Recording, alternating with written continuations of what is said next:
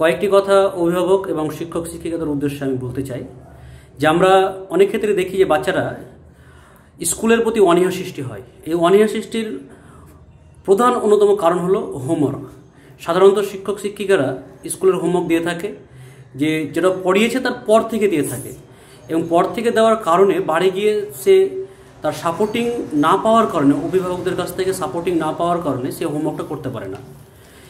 এই না পারার কারণে স্কুলে ধমক, চমকানি, বকনি খাওয়ার কারণে সেই স্কুল থেকে কী করে, আস্তে আস্তে তার মুখ ফিরিয়ে নেয়। শিক্ষক অ্যাকচুয়ালি টিউশন যার কাছে পড়ে সেও করে কি, যে হোমওয়ার্ক দেয় সে একই নিয়মে। অ্যাকচুয়ালি একটা বাচ্চা, নার্সারি লেভেলের একটা বাচ্চা, নার্সারি মানে 1 থেকে 4 পর্যন্ত যে প্রেশার ক্রিয়েট করা হয় হোমওয়ার্কের জন্য, তারা সেইখান থেকে, মূল শিক্ষা থেকে তারা কী হয়, মুখ ফিরিয়ে নেয়, এবং সে প্রেশার নেওয়ার কারণে সেই স্কুলের থেকে স্যার স্কুল যেতে চায় না।